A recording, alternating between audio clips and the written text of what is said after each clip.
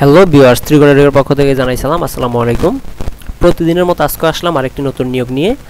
আমরা এখানে দেখব কতটি পদ আছে, তাদের শিক্ষাগত যোগ্যতা কি, কোন জেলার লোকজন আবেদন করতে পারবেন, তাদের বেতন স্কেল, বয়স সীমা, এই সকল বিষয়ে আলোচনা করব। তো আলোচনার পূর্বে আরেকটি কথা বলে রাখতে চাই, আপনারা যারা আমাদের চ্যানেলের মধ্যে অ্যাপ্লাই করতে চান তারা অবশ্যই আমাদের হোয়াটসঅ্যাপ নাম্বার যোগাযোগ করবেন, আমরা আপনাদের আবেদনটি করে দিব। তো কথা না বাড়িয়ে মূল ভিডিওতে চলে যাই।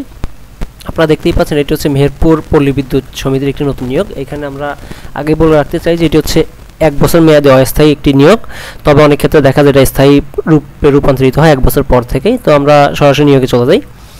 আপনারা দেখতেই পাচ্ছেন এটা হচ্ছে মিটার রিডার কাম মেসেঞ্জার, 1 বছর মেয়াদী চুক্তিভিত্তিক চাকরি। এখানে 71 জন পদে লোক নিয়োগ করা হবে, সংখ্যা কম বেশি হইতে পারে। বেতন ভাতার ক্ষেত্রে 14,700 থেকে শুরু করে 26,480 টাকা পর্যন্ত।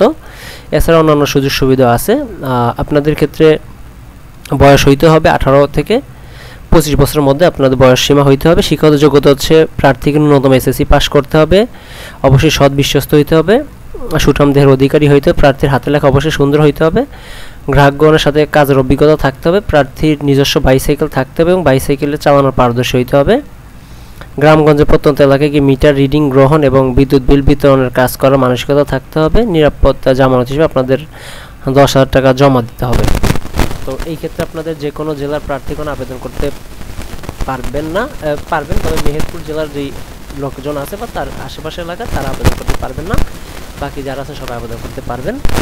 আবেদনের ক্ষেত্রে এখানে আপনাদের 100 টাকা ব্যাংক ড্রাফটের মাধ্যমে জমা দিতে হবে এবং সেটা ডাকযোগে অথবা আপনার কোরিয়ার করে আপনাদের ওই কাগজের কপিটা পাঠিয়ে দিতে হবে মেহেরপুর পল্লী বিদ্যুতের অফিসে। তো এই ছিল আজকের নিয়োগটি। আপনাদের যদি নিয়োগটি ভালো লাগে অবশ্যই আমাদের চ্যানেলটি সাবস্ক্রাইব করবেন, কারণ নিত্য নতুন আমাদের চ্যানেলে এরকম সরকারি নিয়োগগুলো আমরা দিয়ে থাকি। তো আসসালামু আলাইকুম, সকলকে সবাই ভালো থাকবেন।